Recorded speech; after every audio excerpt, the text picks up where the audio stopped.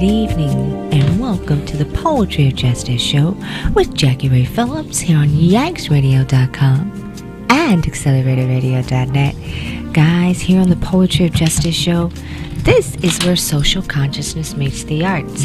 And what we do is we select topics that spark the interest and awareness of social diversity, ranging from arts, entertainment, and social justice at large, leaving our listeners thinking and saying, YikesRadio.com. Ladies and gentlemen, those are the very sultry sounds of my mentor. That is the Mr. Kevin Nash. I always like to take time to give a very special shout out to Mr. Kevin Nash because I respect him and I appreciate him and what he does. And he is the owner of this proprietorship here at Accelerated Radio. So if it wasn't for his brainchild, I could totally not do what we love to do here on Saturday nights, ladies and gentlemen. And I also just want to go ahead and give a very special shout out to our sponsorship, which is Lori G, the benefactor. How are you tonight, gorgeous lady? I am well tonight. I am well. It's Saturday, December 9th, Lori G. Are you ready for what we have in the house in store tonight? I am, but I think we have to start with a happy birthday to you. Oh, OMG, I guess, huh? Happy birthday. Happy birthday. It's over, kind of, but it is not over. It just arrived. Yeah, right. I had a good time. Let's not even talk about it, guys. Yeah, I'm grateful, and I thank you. Thank you so much, beautiful. Mm-hmm. But I also want to give a very special shout out to Rashid. How are you doing tonight, sir? I'm just doing fine. Mm-hmm. Right over here. Had a pretty busy week this week. Been a normal week. Yeah. Normal's good. What do you think about normal, Lori? That word normal. What even is that? Normal. I know. Just teasing. I think normal is good. I think normal is great. Suggests a level of comfortability, right? Absolutely. That it's like it's smooth sailing. Something I should learn more of. Thank you, Rashi, for introducing a new word to my vocabulary. No, I'm just being smooth sailing. But we're going to have some great times here on the Poetry of Justice show. This is our Christmas edition night, ladies and gentlemen. We're going to keep it nice and easy here. This is December 9th, 2023. Live in the studio, ladies and gentlemen, the Poetry of Justice show. Jackie Ray Phillips, YikesRadio.com and AcceleratorRadio.net. Hi, Sizzy. Hey. So what's going on with you? What's up?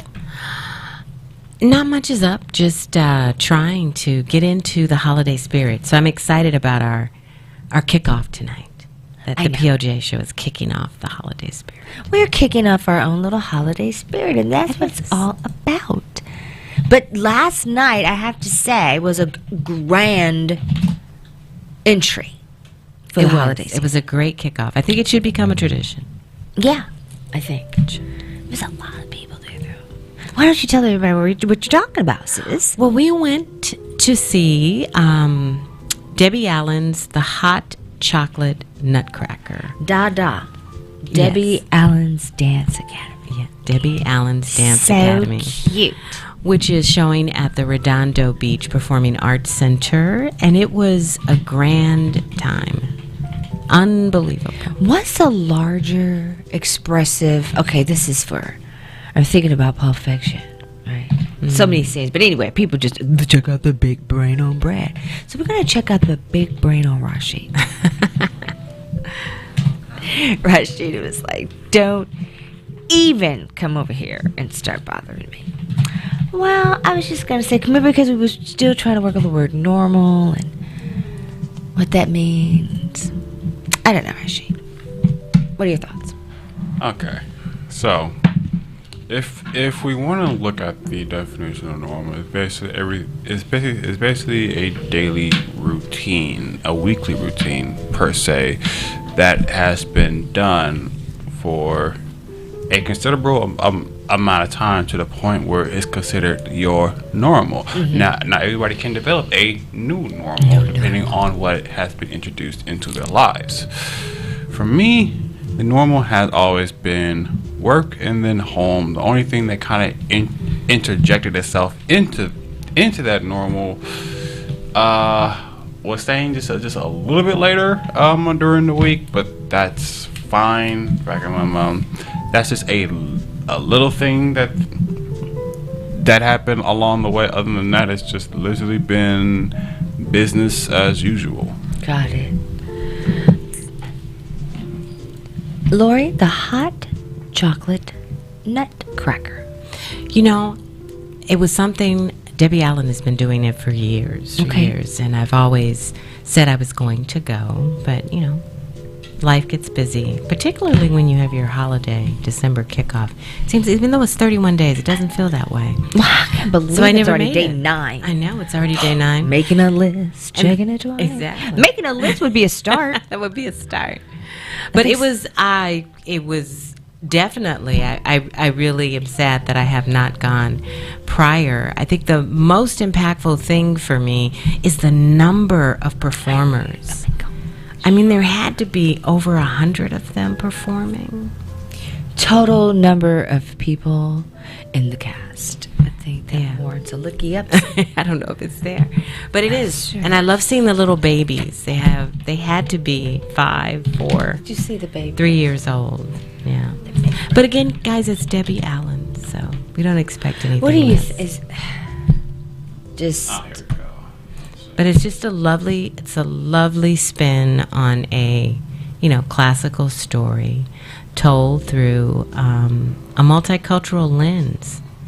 And there's this wonderful scene of the rainforest, which I think Came alive. It really brings things alive, and I think it really embraces diversity and a cultural awareness. Okay, so She's amazing. the hot chocolate nutcracker, which was at the Down Beach Performing Arts Center from December 7th all the way up to the 10th. So they had Oh, it's tonight, the last night. 10th tomorrow. Oh, tomorrow. Tomorrow is the last night.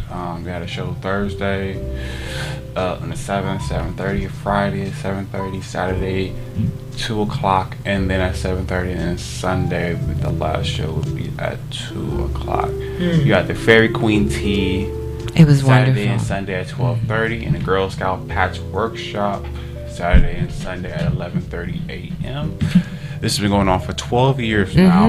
Long time. 100 performances and 145,000 guests. There was 145,000 last night. Last night. It was packed. Lori had me jumping off the tables and stuff. And the performance usually runs for about an hour and a half. Yeah, it was good. There was an intermission. If you guys can get tickets, it's really worth the journey if you haven't seen it. I would say you would rather get tickets now as soon as possible because literally tomorrow is their last show. Yeah. And it might not be possible. Trying to go tonight at 7:30. Yeah. This is low. You think it's packed? I know for the tickets that we got, there were only few seats left. A few seats left. So I would say that you could put it on your list for next year. For next year, For right? next year. Oh, I think I'm know. going to embrace that into my holiday kickoff tradition. I think we gotta take the babies next time. I definitely want to take them. Well, not all. of them. Not all of them, Nope, but not mine. Not the particularly itty bitty. Alyssa. Not the newbies. The tickets are Take them sold out out. of here. They're sold out. They're sold They're out. sold out. I knew Yeah. it. Sold out. Sold out. My heart is fixed. It's a great time. It's good to see, something in the community that's so positive. But Debbie Allen is known for that. So, and then we saw Norm Nixon. That was so cool. I saw Norm Nixon Hoping I'd last see night. Debbie, but it never happened. Yeah, we didn't see Debbie, but we did see Norm. But speaking about holiday kickoffs and traditions, do either of you have a holiday kickoff tradition that you'd like to share tonight? I can share later. Okay, later. Rashid? Do I even Have a holiday kickoff tradition. Mine is going to be the hot chocolate nutcracker. I think prior to that, I don't know if I have I think my daughter's birthday, Morgan, has always been our holiday kickoff. She wanted us growing up to wait and not kick off the holidays until after her birthday. Oh, okay. Well, I just know we often do things here at the show. Mm-hmm. We usually do that around this time. We do little things. We have people come on. We do. Speaking of next sponsor week, people coming to on. bring on their food and their goodies and gummies. But we had a lot of new things happening this year in our personal lives. 2 new babies this year. Absolutely. Grandparenting, yikesradio.com.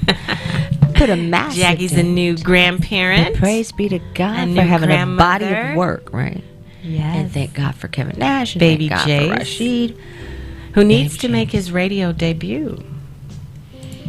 I think maybe, he's 3 months now, isn't he? Mm-hmm. He is 3 months the other day. So this is going to be an exciting Christmas. So I think this is our Christmas kickoff. And just to get into the spirit and the season, we probably will do some music later tonight within the broadcast. And then we can log out of some of our streaming platforms, because otherwise we get dinged really hard and it's not worth it. You know what I'm saying?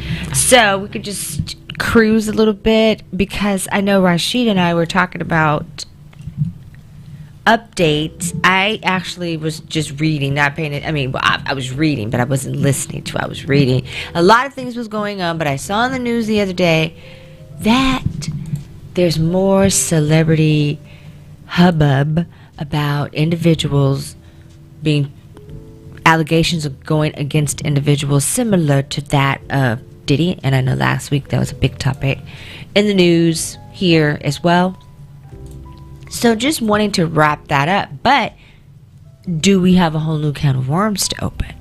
And I believe Rashid and I know we were talking earlier, I believe Jamie Foxx or some of those names. And Rashid, you had a couple other names that you mentioned we want to talk about tonight. Yes. So, a couple of names that just this year we've had as part of been accused of sexual assault. Besides from P. Diddy, Conor McGregor, I believe musician for Aerosmith, Steven Tyler, Jamie Foxx, Jonah Hill, Danny Masterson. He's on trial, right? I believe so. So yes, Sean Combs, Jamie Foxx, Axl Rose. And Now who's... What are the allegations? A little more detail into Jamie. Okay. So the allegations into Jamie is that I'm a it huge feels fan. that U.S. actor Jamie Foxx was being sued by a woman who alleged sexual assault and battery for a second time after filing a similar suit 3 years ago that was dismissed, per the BBC. The lawsuit claims that Foxx groped the woman after she asked him to take a photo with her at an NYC rooftop restaurant in 2015. A representative for Fox responded by saying that the alleged incident never happened, per the BBC, and that once the case has been dismissed, Mr. Fox intended to pursue a claim for malicious prosecution against this person and her lawyers for refiling this frivolous action. Frivolous action. What are your thoughts on just frivolous action? What is your opinion on things of that nature, Rashid? Okay. When it comes to sexual allegations, in specific. I mean, if this was already taken to court and was dismissed, unless there's new evidence to be brought to the table, why are you bringing it back to the court? Except, of course, for the new New York laws. It's frivolous. It's pointless. So now you've made yourself a target for a possible lawsuit for trying to make abuse of the new statute law that was put into place last year for sexual assault victims to come forward for an entire year. Do you tend to think that maybe there is you think that the one with Jamie in specific, that there could be, it's baseless, would you say? I believe is baseless, is fruitless, unless I'm seeing new evidence and new witnesses that could actually coagulate her story. This is a pointless, and this sounds to me like a money move, like a money grab, just trying to hustle somebody out of money through the legal system. What are your thoughts on that, Lori G? It's tough, isn't it? Because on the one side, I think it could potentially be a money grab. right? That all of a sudden this has come out, right? But then the other side is, I don't know, they make it bad. The money grab people make it bad for those many women that are abused and that are assaulted, right? Know? Yeah, the whole Me Too. I haven't heard all the facts, but it sounds like they were at a club or something, and he groped her. It was at a New York City rooftop restaurant. It wasn't at a club. It was at a rooftop restaurant. She asked to take a picture. They took a picture, and she's saying that he groped her inappropriately during the picture. That's what she's claiming. This is just... It's kind of flimsy. This was taken to court already. Right. I mean, because if you're taking a picture, there's like other people there. Right. Right. So that should be very easy to especially when you're in a New York City restaurant. A New York City rooftop restaurant. Manhattan. I'm just wondering if it was in Manhattan. I don't know. May have been. Probably Manhattan. Because it's just noisy, for sure noisy. Because it's like, noisy. Yeah, sure. In fact, it could be noisy, but it's just like, who took the picture? Well, that's what I'm saying. That you had to. There were probably some witnesses, right? Right. Was it like a low key gutter? But it could have been. Right. But this is the second time that she's filing this suit. Oh, on him. Yes, this is the second time. Was it dismissed before? Yes. The first suit was dismissed. Maybe she feels like, look. So do you think she has some more evidence? That's where she was saying he needs to see more. Right. In fact, because this was filed 3 years ago. Back in, I would say, we're in 2023. Before this new law. Yes. So this was a lawsuit back in 2020. Was dismissed. Now and it's like he's just had the health scare. Can we just chill out a little, or no? Or maybe, Rashid, can we look at... That's what I'm saying, Rashid. If he did do that, perhaps that's wrong. That's why it's coming back, Rashid. I will say this. If he did do it, then yes, he did it. But it's just like... But unless there's new evidence... Because the first time around, I guess there wasn't enough evidence to prosecute him, or that's why they dismissed it. So you think they're going for the settlement, and they're like, okay, I'm gonna do this. So what makes it so much different the second time? Like old boy did. We have to probably look at the specific laws of the specific guidelines of the newly instituted law, right? Because now those parameters may be broader to encompass their lawsuit now. Okay, let's actually look at the actual new law itself. The New York Adult Survivors Act. Let's actually whoops, not that one. There we go. So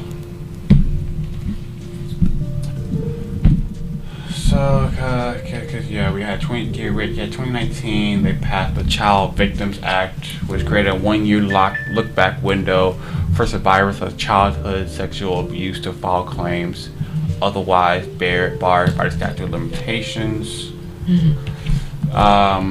Similar to the Child Victim Act, the Child Adult Survivors Act will empower survivors of sexual offenses that occurred when they were over the age of 18. The 1-year window will begin 6 months from signing and will allow survivors to sue regardless of statute of limitations. For many survivors, it may take years to come to terms with the trauma. In 2019, New York extended the limitations to 20 years for adults filing civil lawsuits for a select number of sex crimes. However, the legislation only affected new cases and was not retroactive. Well, maybe there could be some. There has to probably be some new evidence. Yeah, or I'm thinking maybe she's just making sure. And I didn't know you could bring if something is unfounded in court.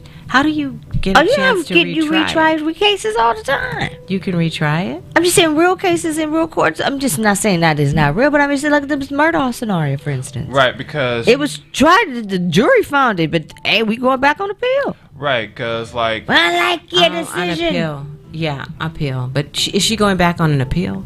No. Well, no, because it never went going to the system. It was just the allegations were brought up and then just squashed. Right. So Right. So basically, I believe like once the case was actually presented, the DA reject. Yeah, in fact, the actual attorney dismissed it, and the district attorney dismissed it, saying that it's baseless. Like there's not enough evidence to actually go forward with this. Which could potentially happen again, right? Right.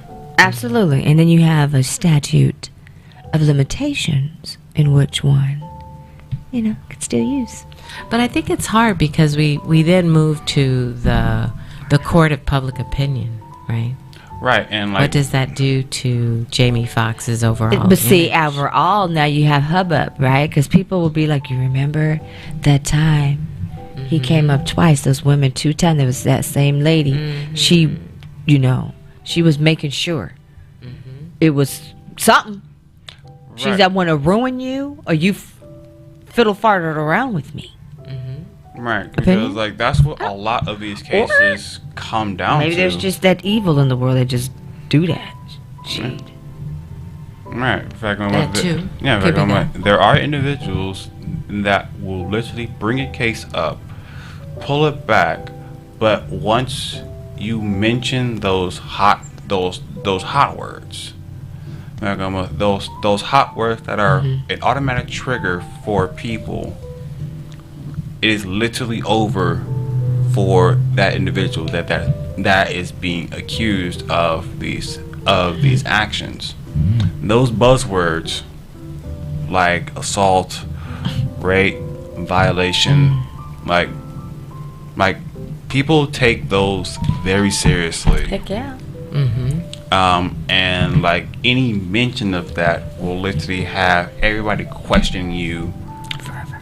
Almost. just like Fagomama until they're blue in the face, because it's just like a lot of people will only see the headlines and they won't go into details, because literally the headline is clickbait enough for them to just roll with that and form their own narrative from that, in which nowadays people lose endorsements, people lose deals, people lose jobs over allegations, which ended up not being true. I mean, look what happened in baseball when a pitcher was proven later on, because like when the sexual assault case came forward at the time, Major League Baseball and Dodgers just moved on from him, basically fired him. He lost his job, everything. Turns out she lied about it. She lied that she was sexually assaulted and raped. And it turned out she was a willing participant, and she was a mutual partner in the act. So he's able to prove his innocence, but at that point the damage was already done. Sure. I mean, and maybe that sparks motivation. We were saying this a little bit when we were talking about Sean Diddy Combs, that maybe people settle because they don't want to be tried in the court of public opinion. I mean, So they just want to shut it down. But then that is it could be seen in that and of way. itself too, like on the low, right? It can be seen that way from other people's perspective, but it can also be seen as, yo, like I don't want to deal with this. Get it out of here. Here's your money. Shut up. Like I don't want to hear nothing. But it's just like at that point she said enough. He started losing everything. This is Diddy. Yes. Because she already lit the flame, and so everybody else that were victims Now they started coming forward. Now he has multiple cases that have been brought up against him. Did he himself? Yes. Wow. As a part of this whole child victim scenarios as well. No, not just outside off of the adult victim / child victim. Got it. The Adult Survivor Act is my bad. Sorry. Right. So. Yeah, I think that first that person provides courage for the other people, right? Yeah. I think anytime you go up against someone really powerful or famous, it's like, who's going to believe me over them, right? So there's always that I'm gonna be persecuted for saying this. Right, because it's like, but a lot of times, like, people will go with the narrative of believe all women, basically believe the victim. The only time that's not really the case is when it comes to men who are sexually assaulted. That's always seen as a joke, and it's laughed upon and ridiculed and criticized because you're a man. How is it that you were sexually assaulted by a woman? How did you stay? That can happen. Right. It happens. You can but it's laughed at because they see it as non-believable, as nonsensical, as in, then why were you hard? As if I had a voluntary reaction for me standing at attention while someone took advantage of me, talking about, well, you could have pushed her off. You don't know the mindset of a person at that time, because you can be stronger than somebody, but literally you can freeze up. Nothing works for you. You're scared at that point. You panic, you shut down. That's when the assault happens. I do think the pendulum can swing both ways. Right? For sure. Definitely. And I think sometimes men are less likely to report sexual assault because of those particular reasons. But like in different types of embarrassment, perhaps. Yeah. I know. We had a case at my job where the young man was he was just embarrassed to report it, but he was being, assaulted. That sucks. It does.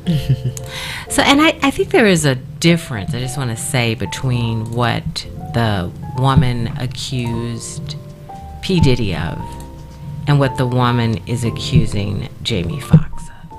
Yes, Got it. We have to I think there's a big disparity. Not judging that one is, but I think it's a big difference between, I think this woman was with him for years, right? Yeah, it's because like she was with him. They were in I believe a relationship, a marriage, I believe so. Like I'm the one that, the one that came forward against Jamie. They were in a relationship, so it's one of those things where it's just like, if she was quote unquote married to this individual. This is the P. Diddy person? Yes. Was she married to him? No. Well, they were in a relationship. They were in a long-standing relationship. Right. Right, and like she wanted a baby, he wasn't willing to put a baby in her. And I think that was the whole crux of the situation. And then once they separate, he puts the baby into the next one. I think was one or two babies he put into the next one. I think he was having babies the whole time he was with her, right? Didn't he have a baby while he? I think that's what Shelley C was talking about. Which is this new little child. What else? I mean. Right. There's way too many But how are we able to ascertain or look at the accuser? How is the accuser becoming the accused? Does that make sense? No. You know what I mean? Yeah. Right. Say that, but how do you mean it? Meaning like this lady that has the second claim against Jamie Foxx for us to say, well, she don't know. She didn't. That didn't happen. So now it's like when they make a false claim, people are now suing and going against her. Sometimes in some cases, as a lady, they can catch a case now. Have you heard about that? Victim suspect. No, I haven't. But I think that's a good stance, right? Because you can't. It's like crying wolf, or shouting what if it's fire for real? in If a it's really crowded for real? theater. And now people are siding with the wrong people now. What do you mean? For instance, look, let's say if it's a high profile like university or something, and these one girl, she's there at a party, he's at the frat, and then something happens. She says he, sexually assaulted her. He says he didn't. His dad and family has a larger attorney than her family does. And then they're like, nope, she's lying. And then all of a sudden, she's a liar.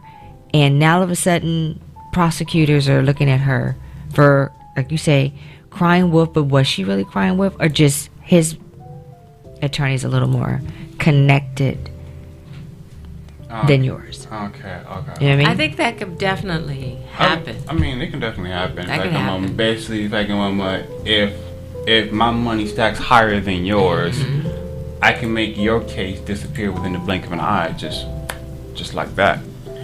Yeah, because it's oftentimes not the truth that wins in court. It's the ability to represent.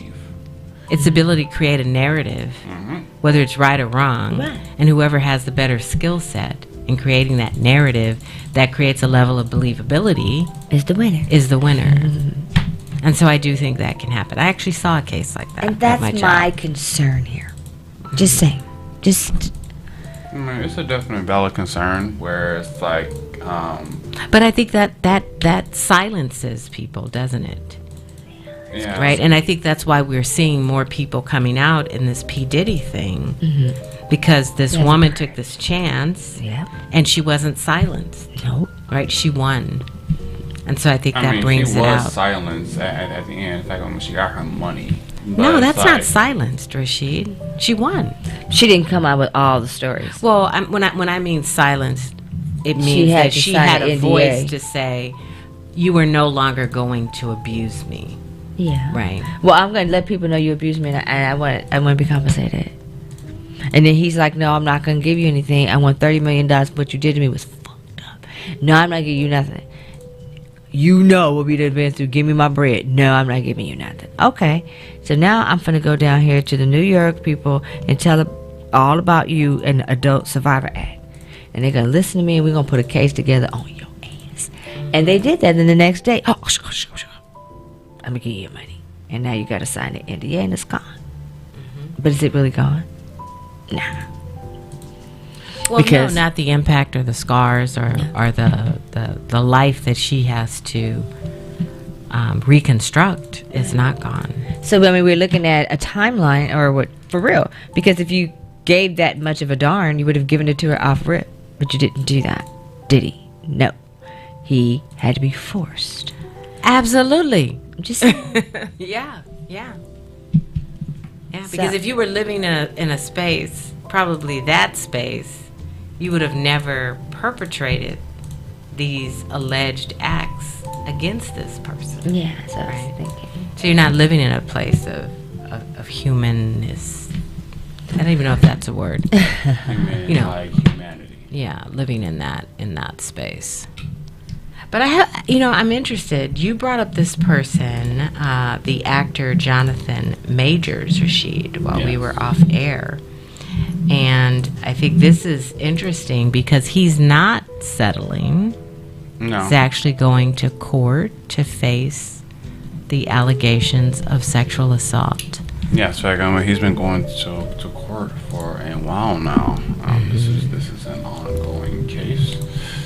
Give us a history on that, Rashid, please. Okay, so for those that do not know the Jonathan Majors saga, let's actually start from the actual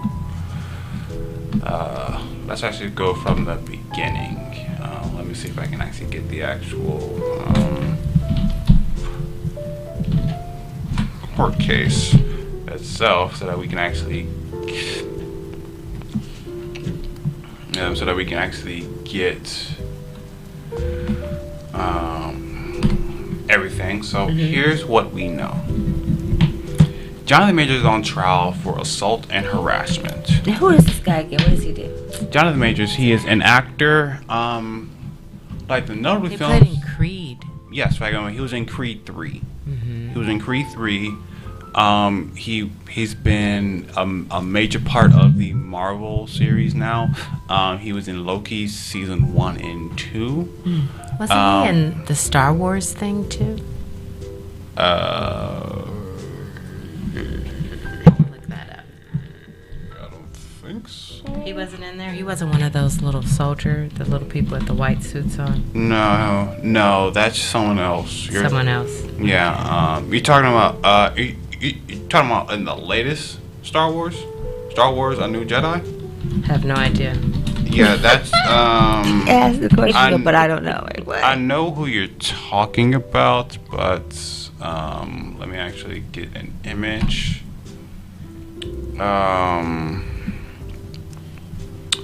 Because you're talking about the African American Star Trooper, correct? Yes, that was not him. Yes, that's not him. Okay, got it. Oh, he was in Lovecraft. I used to watch that. Yes, in fact, he was in Lovecraft. I'm like, in fact, there's a joke there for all black people look alike, but but I'm gonna leave that alone. Holy No, it's just for me, who's under a rock. I don't get out a lot. Okay. All right. So I know you didn't just say that.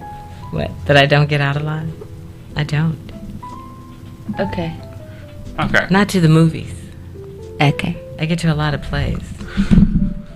Okay, so the criminal trial of actor Jonathan Majors' trial over an alleged assault of his former girlfriend, the dancer Grace Jabbar, began with opening arguments on December 4th in New York City. Majors was arrested in March and charged with attempted assault, misdemeanor assault, harassment, aggravated harassment, and strangulation, though the last charge was dropped. The actor has pleaded not guilty to all charges. If convicted, he could face up to a year in prison. 3 months after his arrest in March, Majors filed a police report against Jabari regarding same alleged altercation. In October, Jabari was briefly arrested, though the Manhattan DA's office said that the case did not have prosecutorial merit and dropped all charges against her the next day.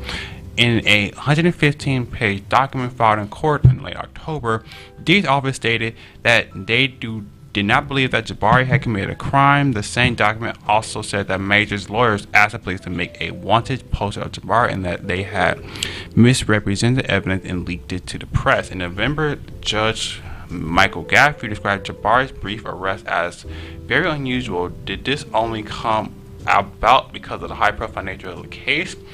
Gaffey asked the court if this was indigent everyday New York, would this arrest have happened? Misdemeanor cases typically don't make it to trial because defendants often plead guilty to avoid what could be a harsher sentence, but Major is trying to protect his reputation. The actor, who was poised for Marvel stardom before the arrest was dropped by his former management company and publicist in April before his first court appearance, Disney has pulled magazine dreams of star vehicle for Majors from its release calendar.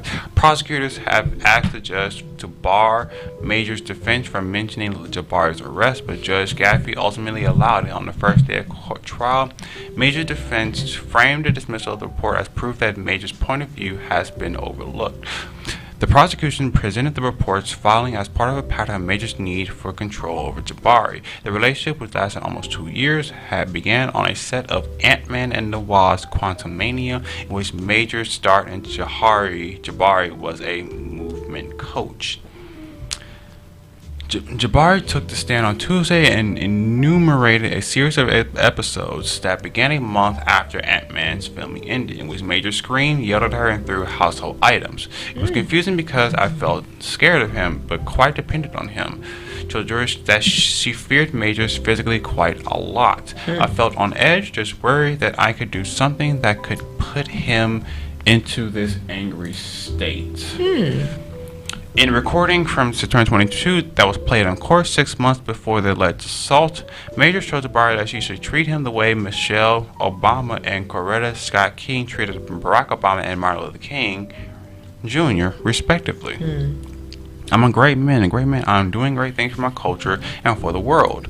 The woman that supports me, the one I support, needs to be a great woman and make sacrifices. Okay.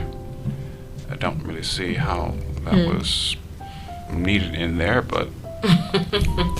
Well, sounds as though he's gonna be facing some charges here, people. What are your thoughts, Lori G? Yes, it'll be interesting to see what plays out. Yeah, there's more to this, but yeah, I'll leave that for the listeners to actually look more into the Jonathan Majors saga.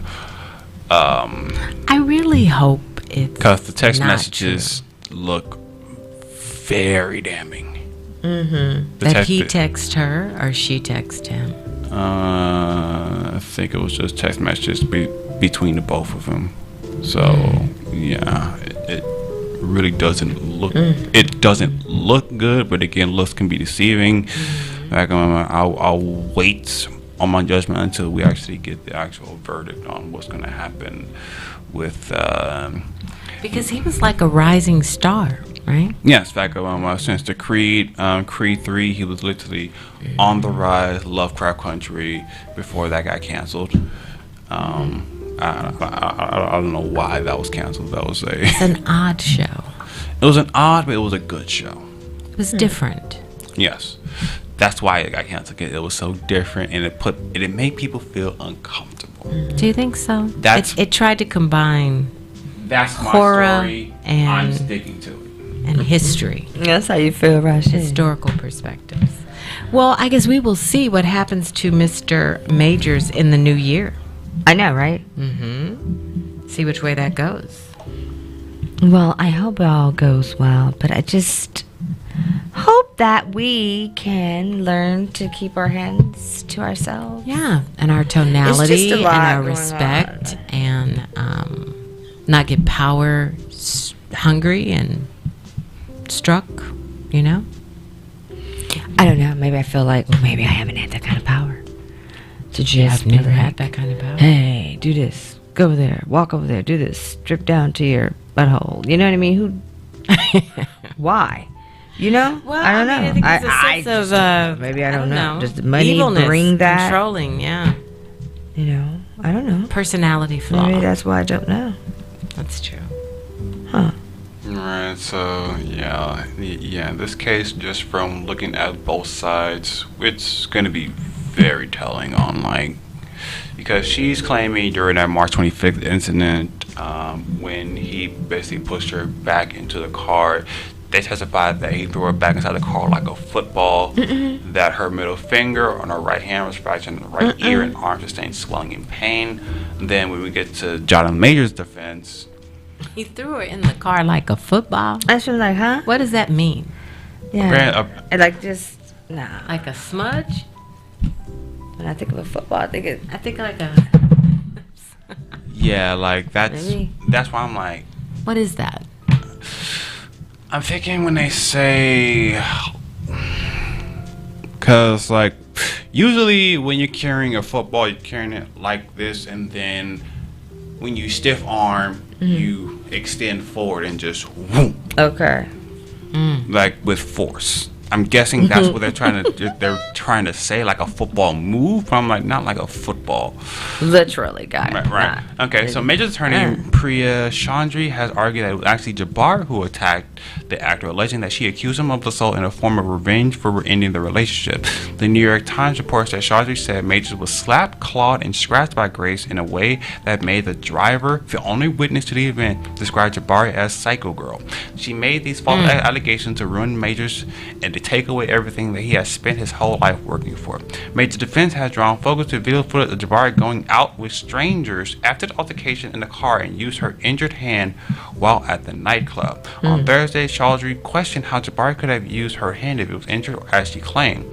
The Associated Press reports, you picked up the lime with your right hand and put the lime in your mouth. She adds she sucked on the lime and then put the rest of the lime rind back on the bar with her right hand, correct? Jabari said... Maybe drilling it down, right? Right. Drilling it down. Right. To which hand you use. Isn't that something? No, because the power is really right-handed or not. Right, because it's like if your middle finger is fractured, like you're not really going to be trying to be doing anything with that right hand, correct? You're correct.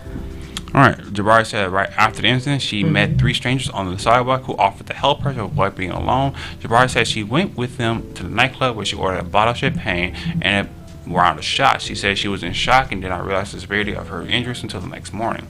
I wasn't focusing on pain. I was trying to have a nice time. There were these lovely people there and I felt safe with them.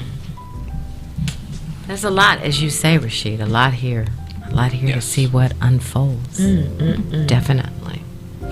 So I was watching the news. I don't know if you guys are watching the news. And I heard a snippet about Kanye West, Taylor Swift, and Kim Kardashian. Some type of... There's something new? Yeah, I guess there's some resurfacing of this whole thing which happened at the VMA Awards 20 years ago. Okay, hold on. I heard something similar to that. Hold on. Are we talking about when because that involved that's because the name dropped Beyonce like where Kanye West went on stage saying that was like in the early 2000s, wasn't it? Yeah, it was like sorry to I'm gonna interrupt you, but Beyonce had the best performance of all time. Like, but they say with Taylor Swift being named Person of the Year, the Swift, that she talks about that in this interview about the Kanye. Yeah, because like wasn't she named was it Person of the Year or was it quote unquote Man of the Year? I think it's Person of the Year. Hold on, let me come on. Kanye was like, look, this is some bullshit. But I'm like, that happened so long ago. Why are they still talking about that? Because I'm guessing for her, that was painful? Like real. I wouldn't call it a painful moment because I don't see her like having like any type of like hardship because of it. I think like it was more of a like. It was just a moment for her that just changed like a lot of things for her. Because like ever since that incident, I'm like it's cathartic. Right. In fact, it was just like a make or break moment, and it quote unquote made her. It didn't break her because look where her career is. Like it didn't break her. So it's one of those memories that like just like to talk about. Just like well, like this was something funny that happened. So for her, it was just one of those like like okay. Wow. Yeah, that's so interesting. Yeah, and she did the Person of the Year with her cat. She went to bring her cat. Yeah, she definitely has momentum. I'm just gonna sit here and mind our business and just have an exciting time on our holiday show, guys. I tell you. She does. She does. Well, I was just wondering what the scoop was on that. We got to ask that of Shelly C next week. I know, right? To see what that whole thing is about. Well, did you guys hear the news? Norman Lear passed away this past week. No, yeah. I didn't know. I think he was 100 and. Oh wow! He was over 100. Yeah, that's so cool. Maybe 101 or something like that. And so he did. He did, and Norman Lear brought us a series of sitcoms in the 70s. The most famous, I think, being All in the Family. Okay. What else did he do? Let's look up. I want to see. Did he do something? He's got All in the Family. He did Maude. He did Good Times. He did Jeffersons. I don't know. He Lord, did you be making Sanford stuff and up. I Son. know I'm finna No, look it up. I'm serious. Those are his, claim to fame. His claim to fame. And I was going to ask you, Jackie, when you look at these films through a cinematic critical studies lens, which you're very good at, I think they speak they speak a lot about the state at that time in the 70s, how people were viewed. I think race relations relates a lot to All in the Family. What about just shucka-mucka, particularly but Good Times? Yeah, Good Times. What do you see there when you begin to analyze and think about that as a body of work? I think Norman, I don't know. What do you think Norman Lear was trying to show us with Good Times? I think for me, the jury's kind of in or out. Maybe the condition of the black man and family, right? But our ability to persevere and struggle on. And I guess that was the allure, I'm wondering. But I just felt as though, and even to this day, just, you know, me and Mimo, we go back and forth. He's like, I don't want to look at that shit. Fuck that shit. And he's like, oh, come on, it's Good Times. You know, certain little ones, you know. Mm-hmm. You remember the line here or there. You know what I mean? Certain little shows growing. And then he was like, and I'm like, why? It's just so fucking sad. Ain't nothing good about none of that shit that goes on. They never get out the ghetto. Everything's fucked up. Nothing ever goes right. Then James died. What? Well, I think that was a contract dispute. Again, these are the types. You asked me my impact of what I thought of it. I thought, really, you had to kill James like that? Why you had to kill James like that? You clearly, it was a contract dispute because you said, fuck James. He's not coming back. That was just heart wreching. I remember James die? Remember something happened to him. I don't remember. I don't remember how James died. I think he went on some trip and something broke. We should look it up. How did James die? I just remember her in the punch bowl getting really pissed off, and it was just so sad. So sad. But can't nobody be. That was so one of our listeners, the hardest dad in the world. They say Esther Roll apparently said she wouldn't accept the role if there wasn't a black man in the family. Mm-hmm. Says the math isn't mathing on this one. I don't know what that means. Okay. So does that mean that Norman Lear envisioned it as a single black female? But then they added James? Because, you know, she was Maud's maid. Yeah, he did Maud. And he was like, all these spin-offs. She was like, I'm just not going to be Claudine up in this motherfucker. That's like what Claudine. I love Claudine, girl. That's my shit. But maybe that's what Esther was saying.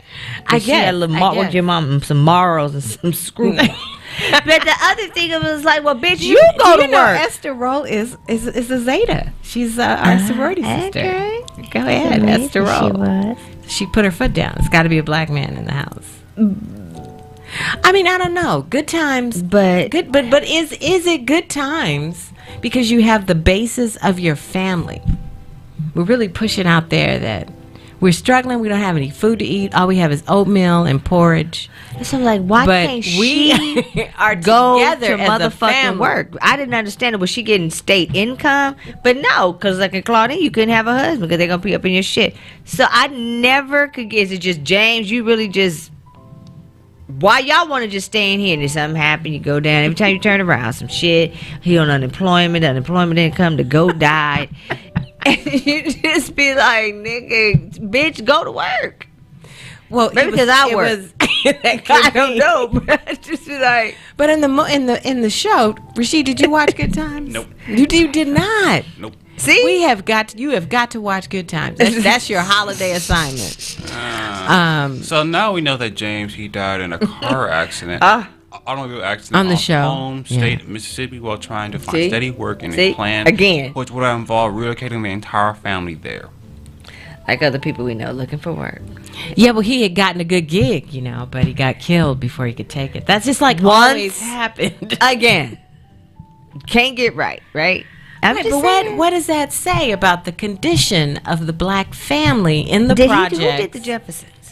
Norman Lear. He did, you sure? I'm positive, yeah. Okay, now why do you think he gave George so much love? Because he realized he just fucked over James so damn bad that he was like, well, shit. Well, wasn't George a spinoff from All in the Family?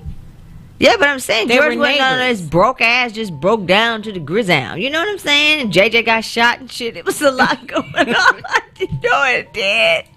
Debbie Allen was on drugs. There is a lot going Remember on. that? And yes, she She was on drugs. She was all tweaking and shit. Wasn't right. That was not right. I'm just saying. You asked me But those things happen. They did. That is the condition. I just One of the understand why conditions. that lady never went to work until he died. Then she gonna go get a job was as a James. bus driver. You know, Then they she gonna fought go about down the that. Laidlaw. They fought about that, about her working.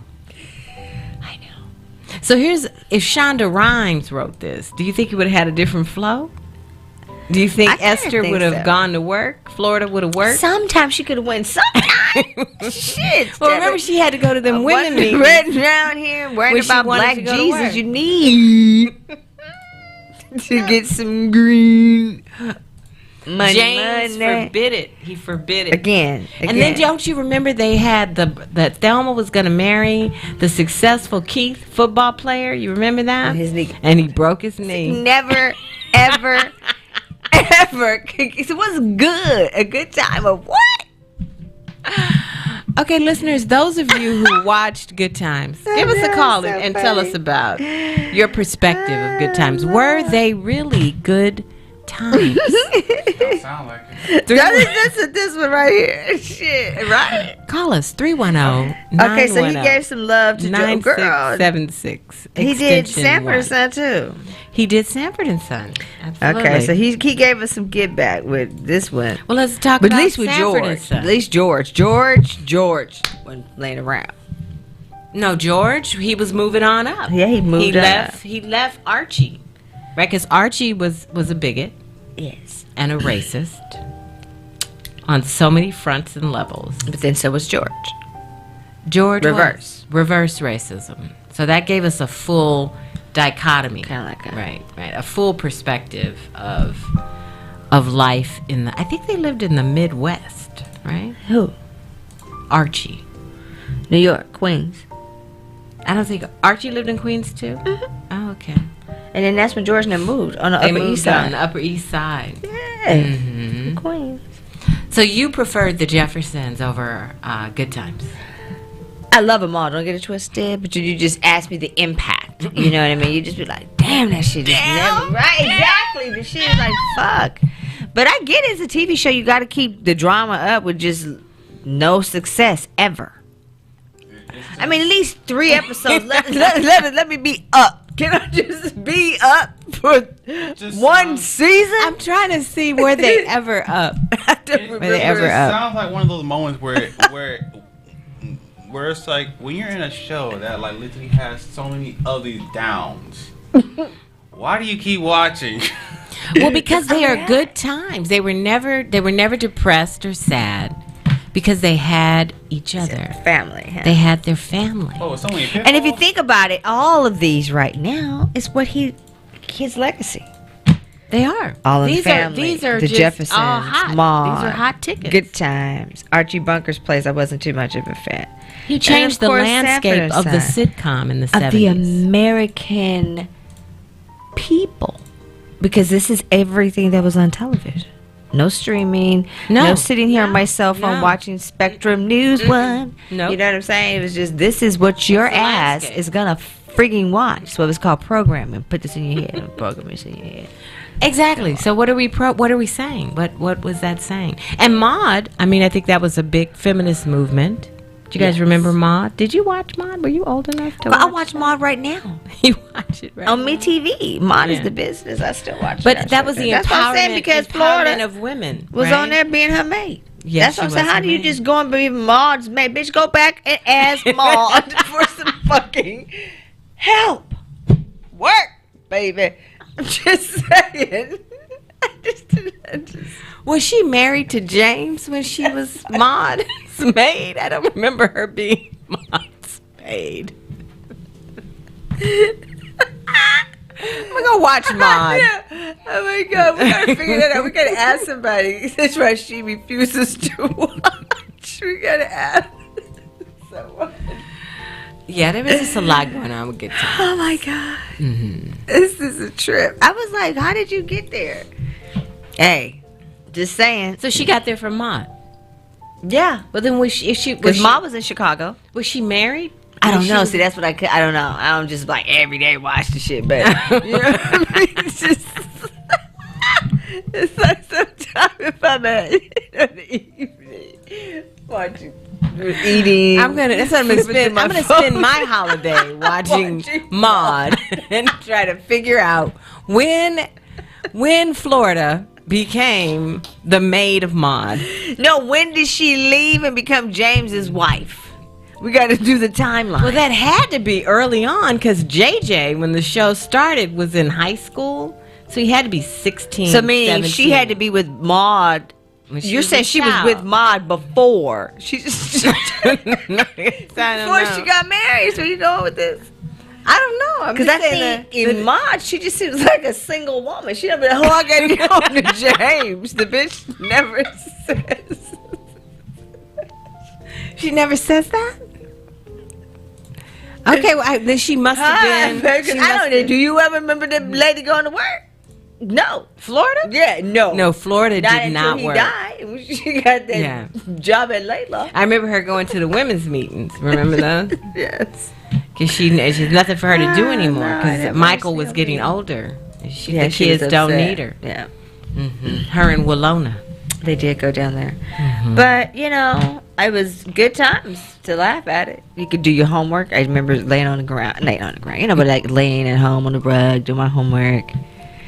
I remember when Good Times was prime time. It was prime time. I know, right? It was a big deal. It was a big deal. It was a big deal. It was a big deal. Now, what about Sanford and Son?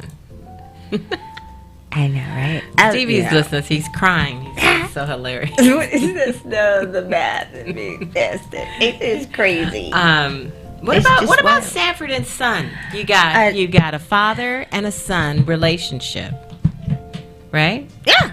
And that was a good thing to show, maybe on primetime television. I think it was amazing.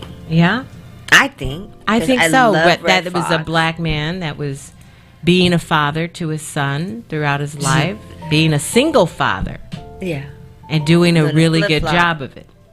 A really good job. Fred was on some BS. You know, Fred was always doing something. But I love Lamont was committed to mean Fred. To his dad though. He would just be fucking with Fred. Well, Fred was a handful. Yeah, but he'd be fucking with his daddy. I just so? Me.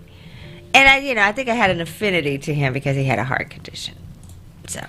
Yep, he said, Elizabeth, I'm coming. I know. But I love it, Fred G. Sanford, girl. I can't. How can I be sure? You know what I mean? Yes, it's just classics. Well, I think that was good messaging and imagery to provide in the 70s. Absolutely. About the black family. We've got three very distinctively different homes here. Mr. Lear. Yeah, we've got the good times that are really bad times. Right. Financially. You got the Jeffersons that are quite profitable. Now, here's a good question. And then you got Sanford and Son, which I guess was a hybrid of the two because he had a junk business. But I wasn't quite sure how successful that junk business was. He was an entrepreneur. Showed a black man as an entrepreneur. And then later on, he had the Sanford Arms. Those were the remember he got the rooming house. Right, remember that? Yeah, so he became. So he was. Look at that. It was entrepreneurial. Yeah, absolutely. Yes. That was a great thing to show. I think it was a great thing. A junk businessman, and somebody had to do. Well, why was Lamont always wanting to leave the business? You said Fred was always on some shenanigans. Him and Raul. Remember Raul? Yeah, he was Rollo. Rollo. Yeah, that was his homeboy. Yeah. And then his neighbor was Julio. Yeah, he had trouble with Julio in the beginning. Didn't Julio have a goat? Absolutely, yes. Those are good times. Oh, wow. Look here. One of our listeners says, the story is Fred died of a heart attack on set. In real life. In real life. And the people actually thought he was joking. Now, see, that's the crying of the wolf, I'm supposing. Well, the crying of the wolf was his character, right? We all know he was a stand-up comedian, Red Fox. Absolutely. And Sagittarius. Was he a Sagittarius too? Yes. I love Red Fox. It was amazing. Those are some good shows. Yeah, so okay. Shout out to Mr. Norman Lear. Mr. Norman Lear. I'm thinking about Aaron Spelling for some reason right now. When you think of Lear, and I'm just thinking about like the you know, he did a lot of but different shows, not black shows perhaps. But just thought of it, you know. Yeah. Was it the Tori Spelling that she started to do a lot of things off her dad's ticket? Who did the Brady Bunch? Just Channel 7. ABC Network. So tell me about this whole color purple. What is happening? Is it a new set of characters, new people being silly, new people this, or just a, not or just, or is it just releasing and people just going back out to see the OG one again? Do you know? I have no idea. Except I do know Coleman Domingo is in it. So then it must He be filmed two it. people. Yeah. New people. New people. Okay. I don't know who Coleman plays, but So then it's new people. You talking about the Brady Bunch? no. The color purple. The color purple. Oh, yeah. That's with Halle Berry. Halle Berry? Haley Bailey. Halle Bailey. Yeah. Halle Bailey. Yeah. Yeah, that's the new color purple. Oh, let me actually get the actual. Mr. Spielberg. Right. So. Oh, Spielberg's doing it? It's his film, Lord. I know, So, but yeah, I didn't know he was that would be- directing it again. Haley Bailey, Fantasia Barrina, Fantasia. Daniel Brooks, Coleman Domingo, Taraji P. Henson, Corey Hawkins, Sierra, Her. Oh, Her is in it. Amazing. Yes. Just to give you. So is that what we're going to see tomorrow? That's what we're going to see. We're going to go see the color purple tomorrow. POJ's why I hanging have out to. with the ladies of the chat and the girlfriends group. Yep. Coming soon. It said it releases on Christmas, but No, it releases tomorrow. I'm guessing that's That's what I'm saying. What are we going to see? A special screening. yeah. Oh, really? We're doing. So yeah, it's not released for the public out, but it's a public screening. So directed by Blitz Boswell, written by Marcus Garley, Alice Walker, and Marsha Norman. Yeah, Spielberg. Not let Spielberg. nobody else do his work. I'm like, yeah. Yeah, we're going to a private viewing. Our private viewing is tomorrow. All right, so we got David Allen Greer, Dion Cole, John Batiste, John Batiste. You know, Louis I like Gossett John Jr. Batiste. Tamala Mann. Tamala Mann is in it? Yeah, Tamala Wow. J. Mann. Anwan Ellis Taylor, Elizabeth Marvel, Stephen Hill, and Adetempo Thomas playing Mariella. But yeah, the director is Blitz Boswell. It's going to be a fun time. Fun time. Yeah. Private viewing tomorrow. Isn't that nice? Oh, look, we got a black director. Cool. Yeah. That's going to be nice, huh? I think it's going to be nice. It's going to be fun. And I found out who did the Brady Bunch. Sherwood Schwartz. Ah. Yeah, I remember seeing that name now, huh? Jewish.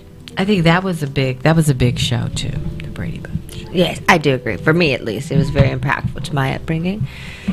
Whose household was very different from Good Times. Yeah. Massive. But like, you think, sis, huh? Oh, my God. It was very, very different. Very different. Well, I just think that it's a good time. And we guys want to go into some Christmas song? We could. I have my Christmas information. One last update. Tatum O'Neal died this week too. Oh, no. She used to date Michael Jackson, didn't she? Is it Tatum? No, Ryan O'Neal. Which Like, one's what the father? hell? You can't come on air and make up and ask us about your report. We don't know. Who's the father? Ryan? Yes. That used to date Farrah Fawcett? Correct. He's the one who died. Okay. Tatum's the daughter. Yes. Yes. Remember, she used to play. Well, Ryan remember, she O'Neal played in passed Little away. Darlings. She did play in that one. She played in Little Darlings. I still love Little Darlings. I'm gonna write that. I'm gonna watch. I'm gonna find stream that somewhere. Little Darlings. I love that. Little Darlings. I think Matt Damon played in that shit. She made her what debut. about Christy McNichol. Whatever happened to her? I don't know. Didn't she play on Played in Family. Punky Brewster? No. That wasn't Christy McNichol? Christy McNichol. She was back in when I was a young girl. I love Punky Brewster. She was newer. Do you remember like that that. show? But yeah, Christy McNichol. Thought she was a great actress. She almost would remind me of Jodie Foster. Just said a tad. I love Jodie Foster as well. Enjoy their work. So what are your thoughts, pretty lady? I was looking at Punky Brewster. I don't know who was in that. That sitcom. It was pretty cool. It was in 1984. Here's a cast. Here we go. Oh, yeah. Remember the girl, Soleil Moonfry? Okay. That was her. Yeah. Soleil Moonfry. That's exciting. That's very exciting. So the holidays. I have a question for you guys. What is your favorite holiday song?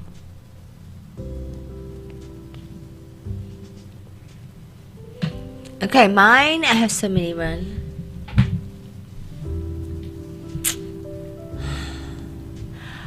It's a toss between Frosty the Snowman and Santa Claus is Coming to Town by Michael Jackson and the Jackson 5.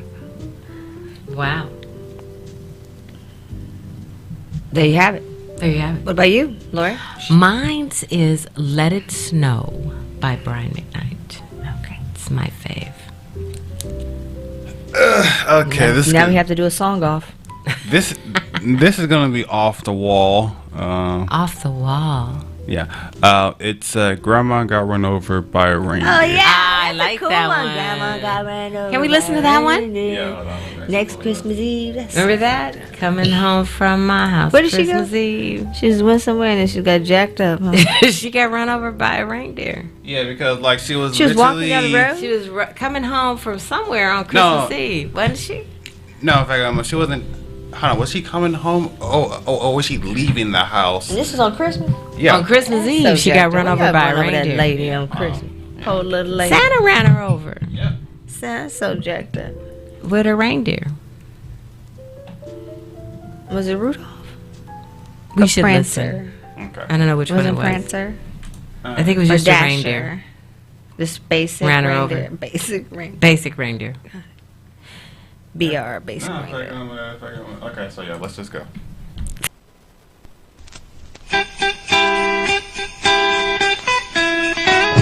Grandma got run over by a reindeer walking home from our house Christmas Eve.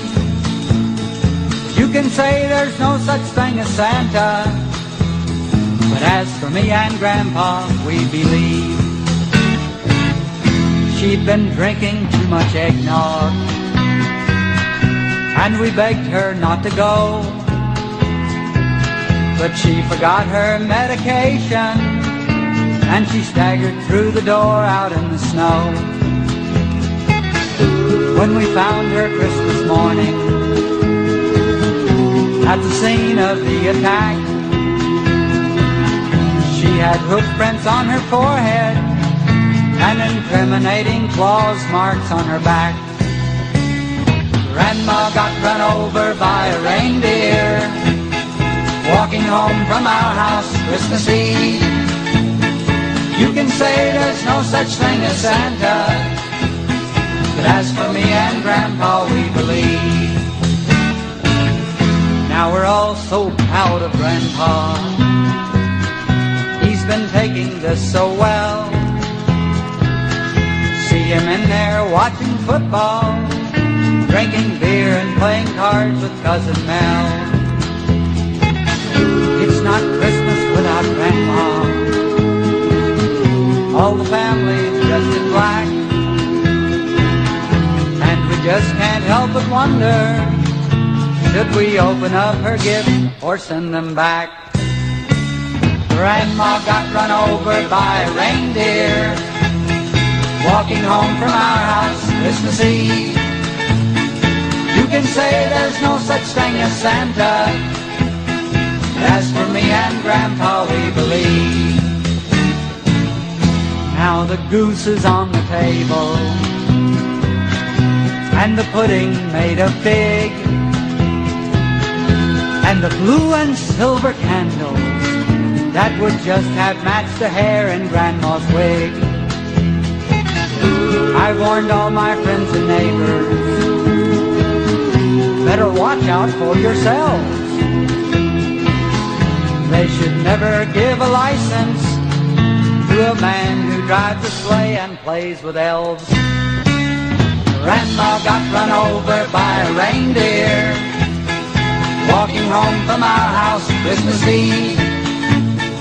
You can say there's no such thing as Santa, but as for me and Grandpa, we believe. Sing it with us, Grandpa. Grandma got run over by a reindeer walking home from our house Christmas Eve. You can say there's no such thing as Santa, but as for me and Grandpa, we believe.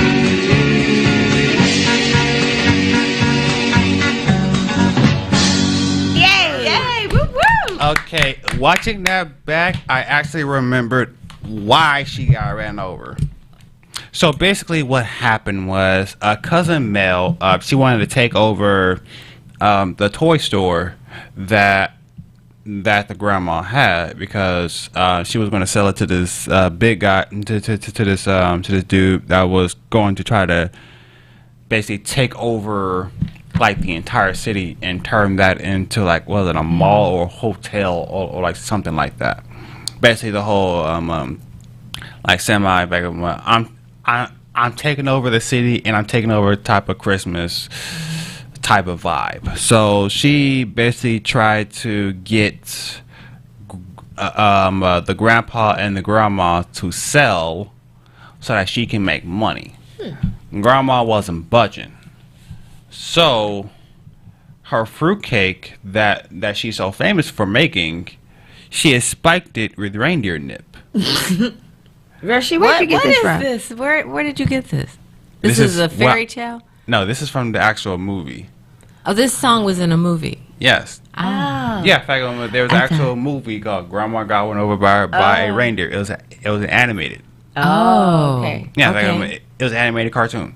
Okay. Yes, I was raised up on cartoons. Yes, don't judge.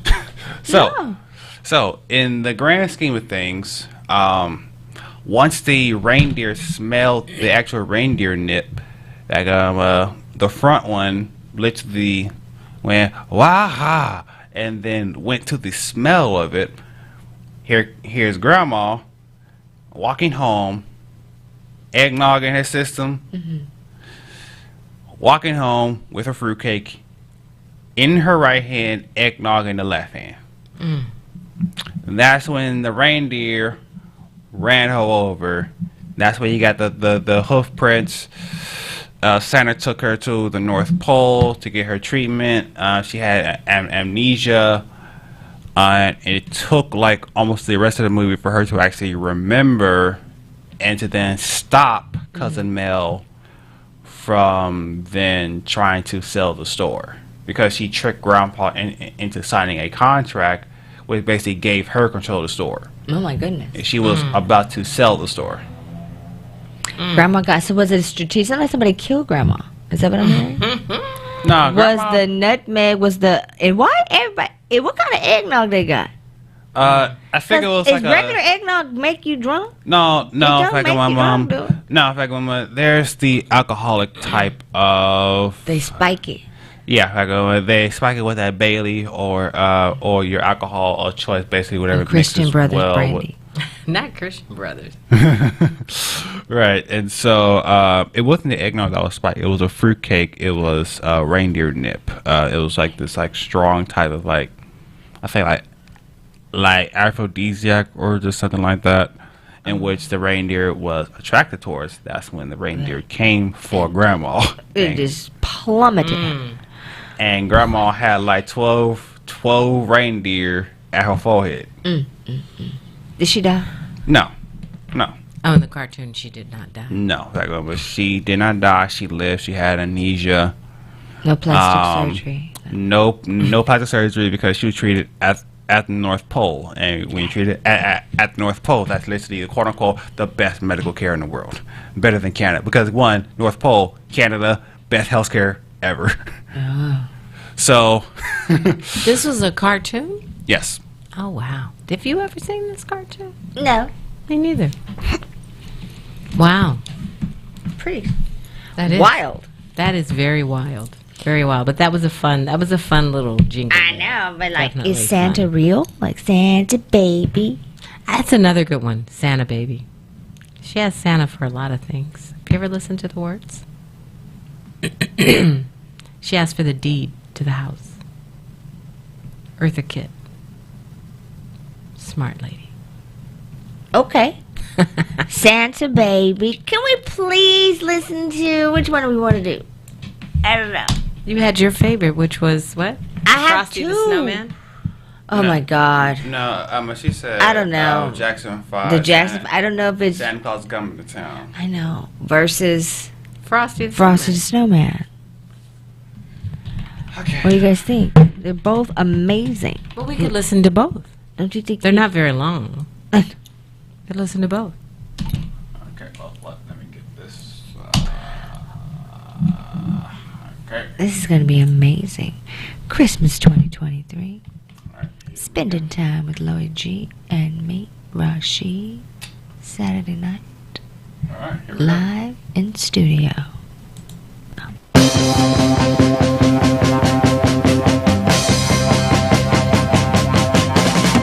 Santa Claus is coming to town. Santa Claus is coming to town. You better watch out. You better not cry. Better not pout. I'm telling you why. Santa Claus is coming to town. Santa Claus is coming to town. Santa Claus is coming to town. He's making a list and checking it twice. Gonna find out who's naughty and nice. Santa Claus is coming to town. Oh yeah, Santa Claus is coming to town. Santa Claus is coming to town. He sees you when you're sleeping. He knows when you are awake. He knows if you've been bad or good. So be good for goodness sake. Oh, you better watch out. You better not cry. Better not pout. I'm telling you why. Oh, Santa Claus is coming to town. Oh yeah, Santa Claus is coming to town. Santa Claus is coming to town.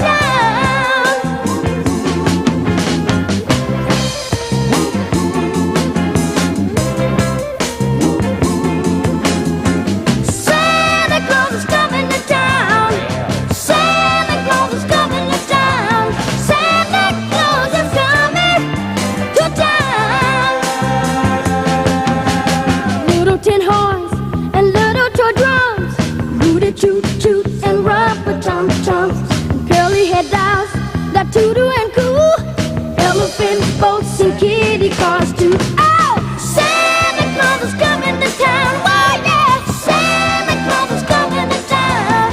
Santa Claus is coming to town. One more time now. Santa Claus is coming to town. Oh yeah, Santa Claus is coming to town.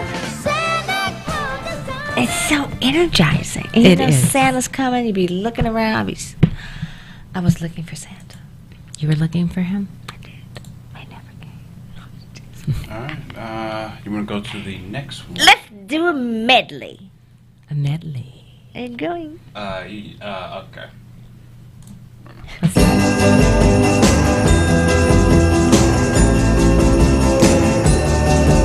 Frosty the Snowman was a happy, jolly soul with a corn cob pipe and a button nose and two eyes made out of coal. Frosty the Snowman is a fairy tale, they say. He was made of snow, but the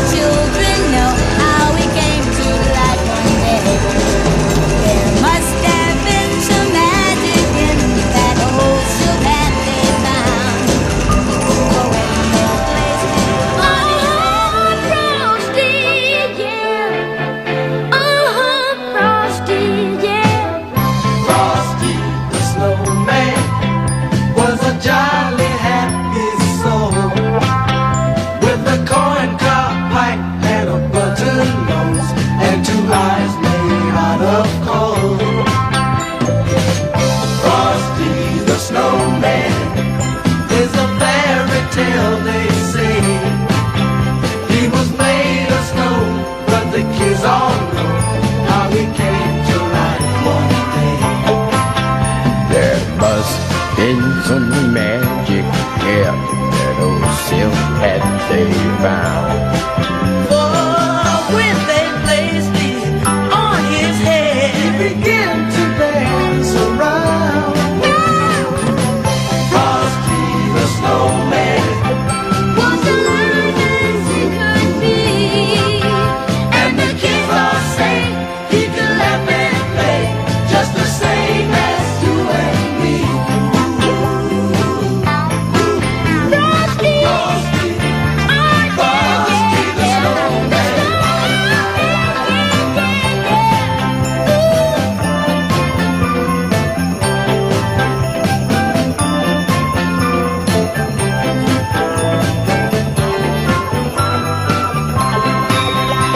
He led them down the streets of town. Right, was traffic car. And he only lost a moment when he heard them holler, stop, stop, stop. Frosty the snowman. Had to hurry on his way, But he waved goodbye, saying, don't you cry, I'll be back again someday. Frosty, Frosty the snowman. Frosty, Frosty the snowman.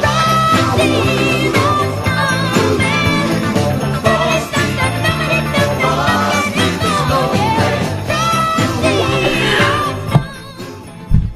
Okay, I just want to. Rashid, you're amazing. Isn't that amazing? But for the, did y'all just hear Mike do the soul people? Yes, the soul. Jackson. But check this out. Yes. What a businessman was Joe. Because they were Jehovah's Witnesses. Why is y'all making a song about Santa? Maybe they became witnesses after they made No, maybe that song. Joe was like, we're going to get this bread. We're going to go That in could be. here and y'all That going to could make a be. hit. Or get hit. And we going to town with it. And Frosty came to town. I'm just saying, you know what I mean? I'm just saying. What do you... That's very true. Joe was like, I mean, like whatever's good for the goose is good for the that's what I'm gander. saying. I'm not even mad. Because look at me. I'm still singing it. I'm a Yeah, senior it's like citizen 30 on the years low. later. And yeah, I'm loving it down to the ground. I mean, it's a part of a Of holiday my tradition. Part of my tradition. Absolutely. This is, yeah, for me. What about Mr. McKnight you got going on over there? I do. Brian McKnight, Let It Snow. Okay. It's my fave. Okay. It's much slower than what we've been listening to, but I wanted to hear it. it's okay. So it's going to be nice. It's just like it's a chill out mellow down. I thought you would have chosen the OJs. You loved that one. I love that one too. But this is my all-time Silent fave. Night by the Temptations. Okay, here we go. That's a good one. Let's write that one down.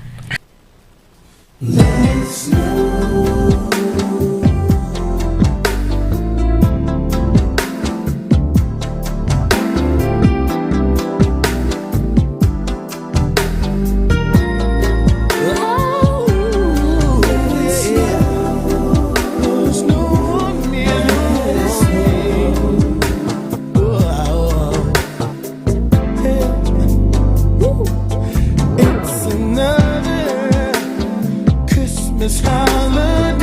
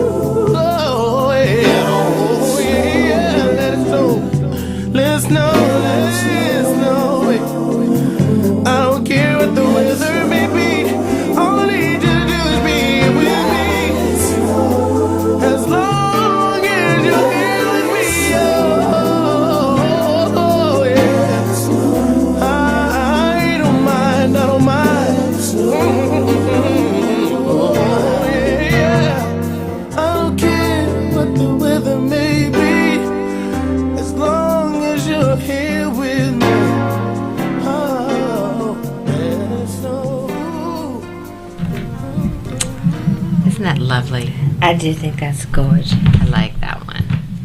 And it reminds me of like my favorite holiday memory.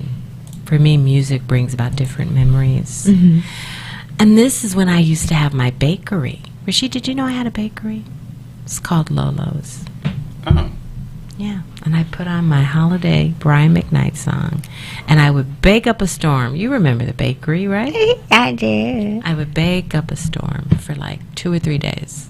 Oh my goodness. You should consider it again. I think Lolo's just went out of business. It never came back. That's choice. Poison. What are some holiday memories for you guys? What are your thoughts, Rashid? Right now, it's a good memory for me. Favorite holiday memory. Hanging out with the two of you. Hanging out with us. Cool. For me, I love it. It's Christmas. Come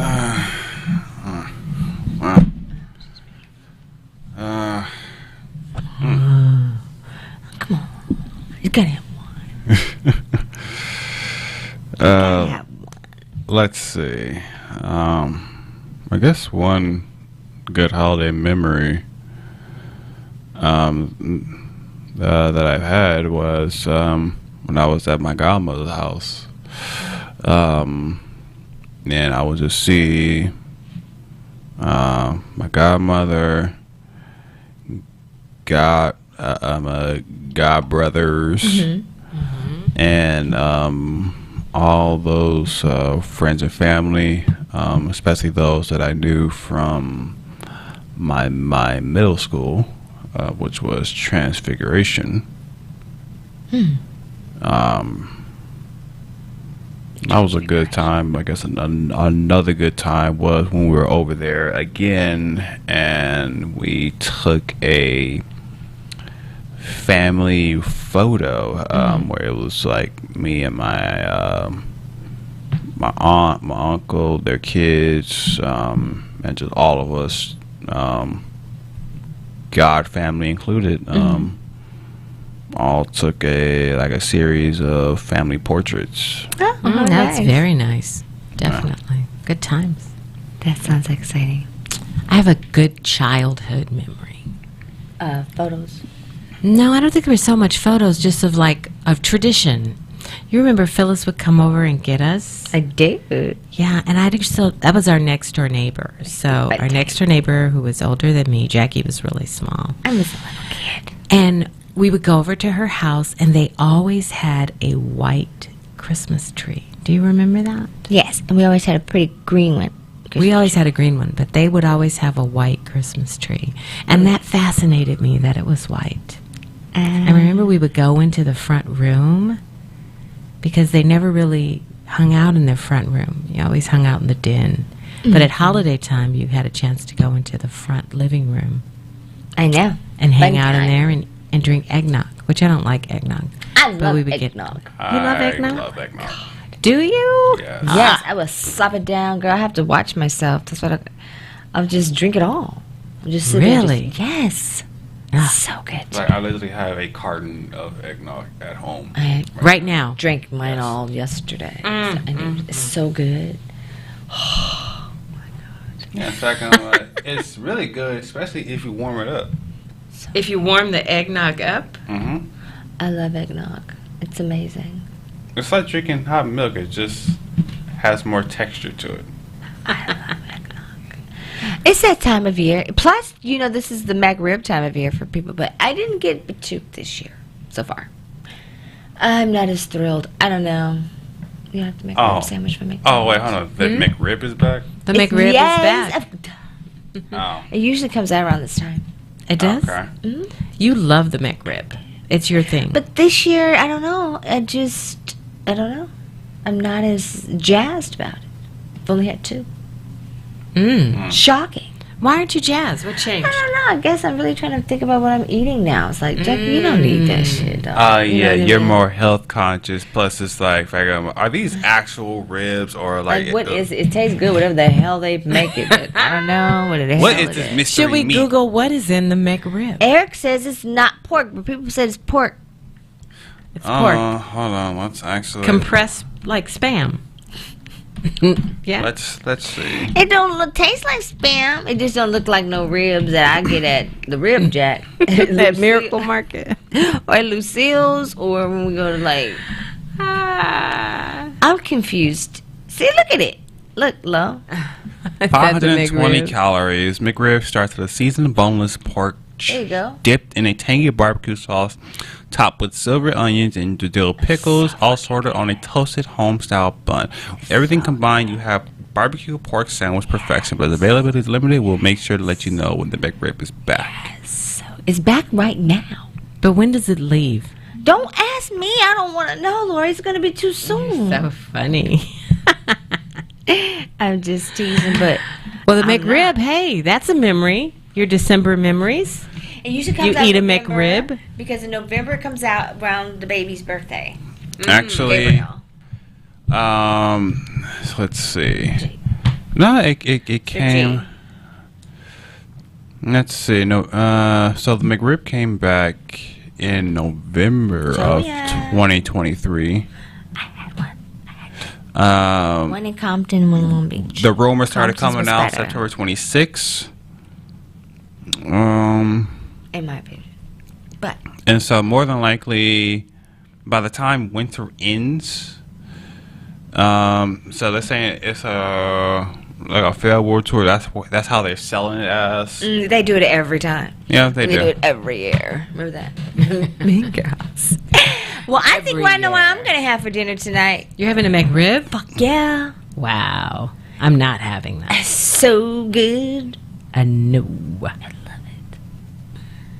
I'm just teasing.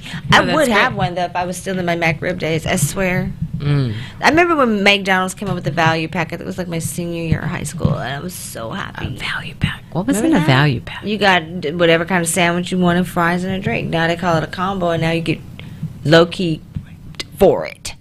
You used to get, man, I don't know, it's New World Order. It's It crazy. is. Things are very expensive these days. California. That's very true. Right, very but expensive. it was available in November, so I'm not sure if it's still going to be. That's why we have to pack up our bags early so we can run and scurry on out there to it. We have to scurry on to McDonald's to get the McRib before it leaves, people. It could be gone any It minute. could be gone, though. You could be gone. We could get there and there no more. What would we do? It's insane to think about. I don't know. heart-wrenching. What would we do? What I would don't know. we do? I'm gonna just. I don't know. So I have another question about holidays, about the season. Do you have any favorite or your best holiday movies? And why? Why is that your best one? Your fave holiday movies? Okay. Okay, we just played a song from Grandma Got Run Over by a Reindeer. Holiday movie for me. I would also say, let's see, if I was to look at Bruce Willis, That's a debate. Die Hard. Is that really a holiday movie? It's considered a holiday movie because What's holiday about it? That they were the party at the Yakamoto Towers. it was a Christmas party. It was a holiday party. It was a Christmas party. You saw the snow. You saw the Christmas tree throughout the office. But it doesn't talk about Christmas. It doesn't have to talk about Christmas. And it has to do with the time of release, too. It's the setting. And that's your It's fave. set around Christmas. It's one of my faves. Because it's always a movie that I can just go back to. It's your go-to. It's something that I always go back to. I like the Charlie Brown Christmas. That is a fave, a classic. I watch that every year. Yeah. A Charlie Brown Christmas. There you go. Is that yours, too? That is not my fave. That's not your favorite? No. Rashid? I like Jingle All the Way. You ever watch that? If you haven't, watch Jingle All the Way. I'm not familiar with that. Believe it or not, it's with Arnold Schwarzenegger. Oh But wait, it's a fun little thing. Is that the one And with it's him with and Sinbad? Sinbad. Mm-hmm. Okay, I've watched that. Yeah. I think it's funny. They're looking for a Turbo Man. Another one would probably be The Nightmare Before Christmas. You know, I've never seen that. Whoa. I thought that was more of a Halloween movie. It's a blend. Oh, okay. You That's can get why a it's little bit called of The both. Nightmare Before Christmas, where it's like it blends Freddy Krueger Halloween with Santa. with Christmas. Freddy Krueger meets Santa. Oh no, that would be I a don't- terrible blend because No, then that'd be that a would good bring- blend. Because then that would bring us Krampus, and if those had that same Krampus, ooh, goodness Oh, you gracious. can see Freddy and his fingernails all ripping through Santa's gut. That would not be good. Nasty. That'd be no, like in that. fact, Have my you mom, guys seen literally that? every child that had the dream before Christmas is dying. That's like so that. sad. Wasn't it something called Bad Santa or Violent Santa? I think it's both of those that they have. There was a Bad Santa. I didn't watch those. Let's see, Bad Santa. I think that was the Drunk Santa. Billy was Bob drunk. Thornton. Yeah, that was this Santa. With Billy Bob I love Thornton, Billy Bob Thornton.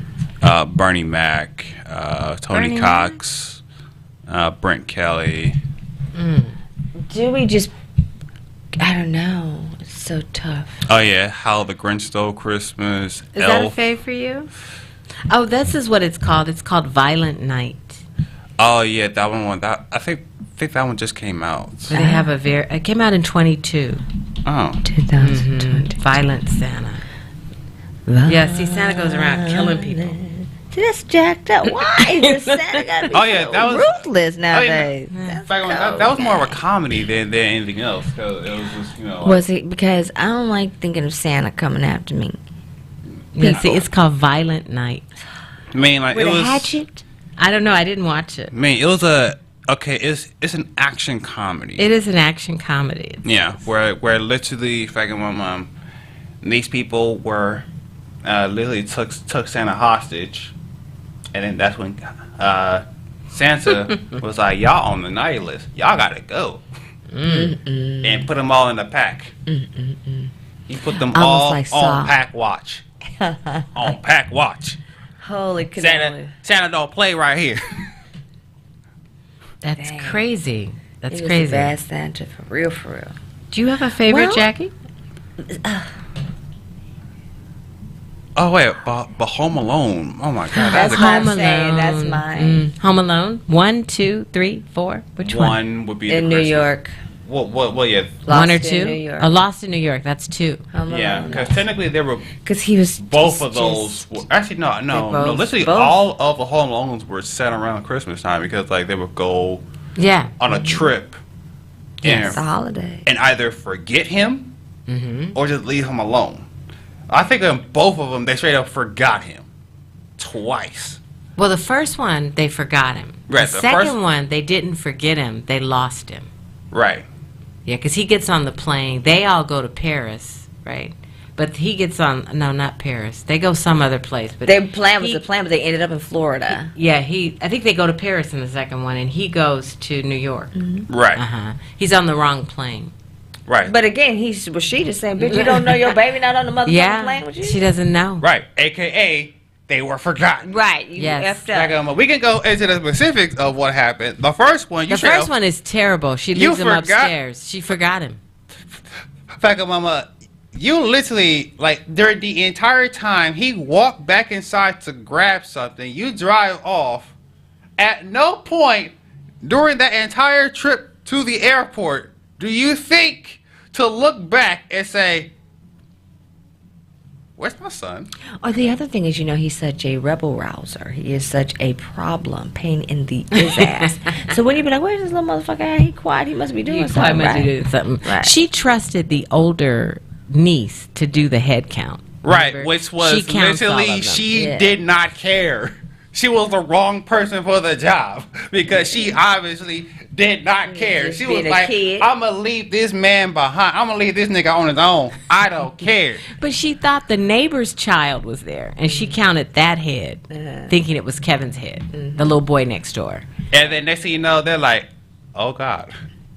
What would you do if you left a kid at home? I'd be devastated. And You'd be you're sick in your gut. They're in Paris, right? They're in She Paris. had a nice husband, nothing like mine. Could you? Girl, please. Hold on, back on. Let me actually look up the. They were in Paris. They went to Paris, and she couldn't get back. Yeah, in fact, they were leaving for a friend's vacation, not realizing he wasn't on the plane with them, and that's when two crooks came and tried to rob them. It's really, really good. You know, he just got his star on the Hollywood Walk of Fame. That's wonderful. Remember him and Michael were hanging out for a while? They were hanging out for a while. BFF.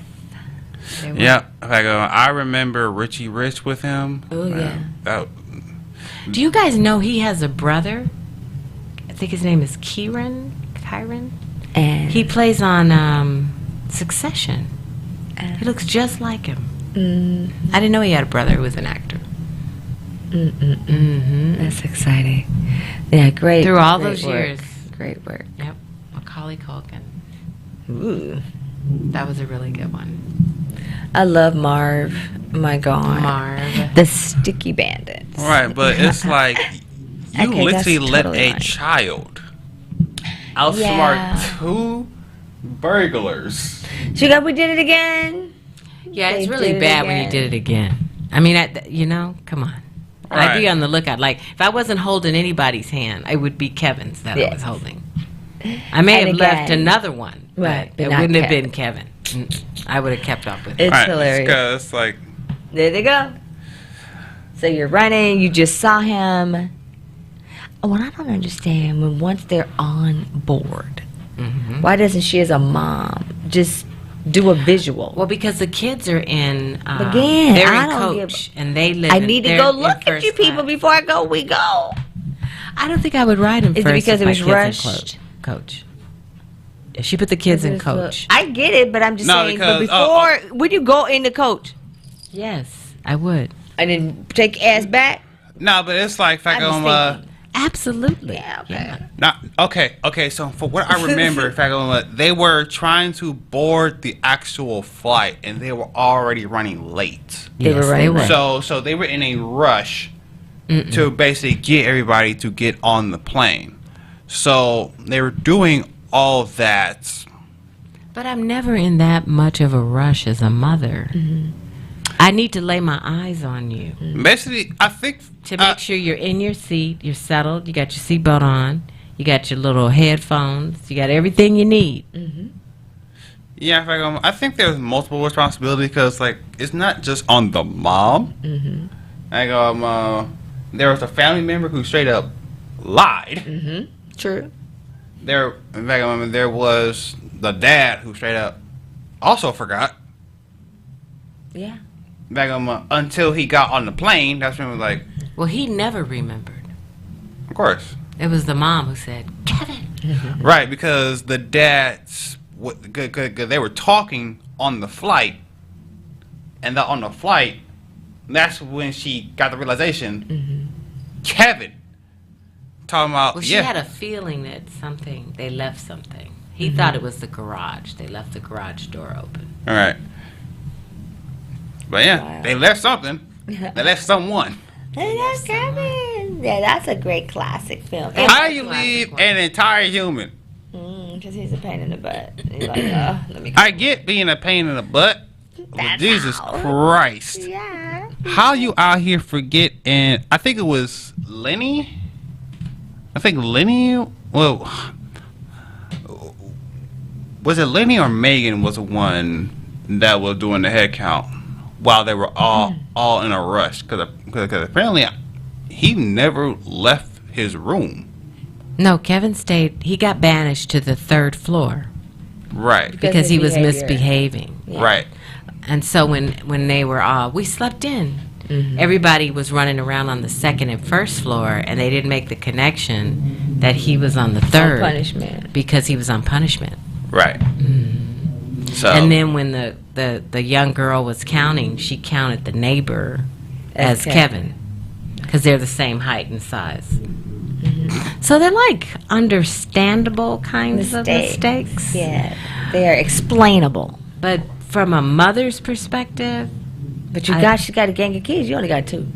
I guess. Yeah, I don't know what it means. I mean, for me, Like polygamy people, it's like 40 fucking kids. So you'd be like, what the fuck, you know? it's one of those. I would do a personal head count to make sure that I am looking for my my child. squats, right? Because it's like, if you leave it up to the teenager, they're going to cut corners. Mm-hmm. She cut corners like because she was like, okay, like I'm. Yeah, she didn't look at him. She just did the head. Is that you? No, she didn't look at him. She just touched the head. Yep. As she counted through and kept it moving. And Yeah, so soon they were all there. Yeah, so they took the neighbor kid. Well, he didn't get in the van. They were all standing out, and he was digging through the bags to see what were they taking with them on the trip. Out. And so then when they loaded, he went on home. He walked next door. He went back.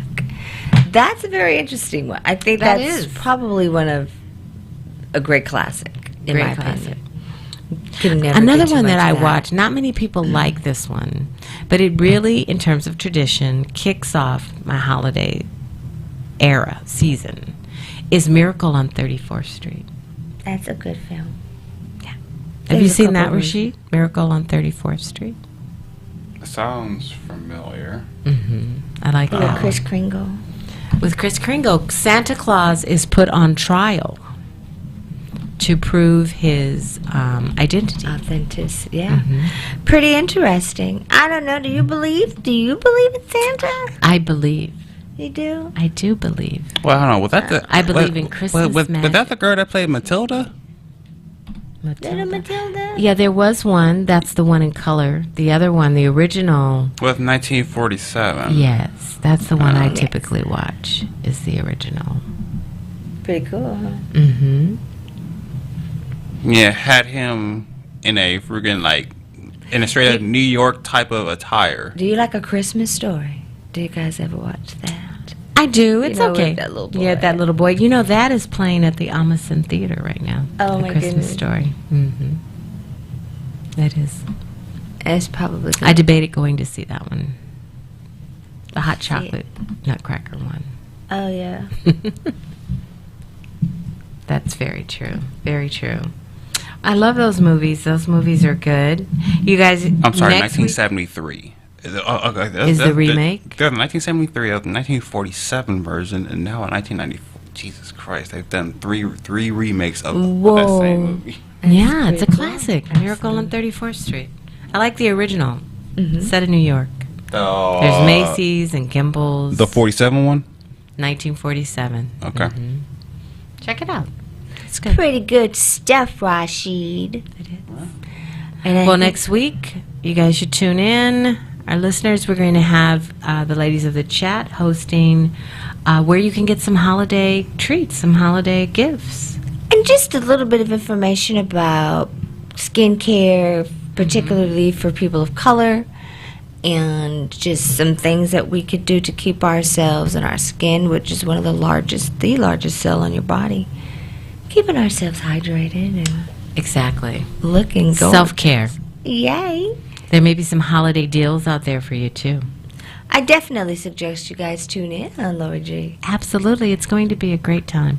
It always is with the ladies of the chat. Yes. And then we'll be ready to kick off our next year, ladies and gentlemen. We'll be closing out next week, so you want to make sure and tune in to the Poetry of Justice show with Jackie Ray Phillips on YikesRadio.com and AcceleratedRadio.net. What do you think, Sissy? I think we've had a fun time. I like our holiday kickoff show. It's really great. And one of our listeners text and ask if we could take the show out with their favorite holiday song, which is Santa Baby. Santa Baby. Yes, we can, Rashid. Yeah. Thank you. Great time. Great Thank you time. so much for tuning in. Which version? Is there an Eartha Kitt Eartha Kitt. version? Okay, let me see. Eartha Kitt. Okay. There we go. Well, thank you for listening, everybody. And we hope to see you next week, same time, same channel. Have a good one. Thank Good you. night. Good night.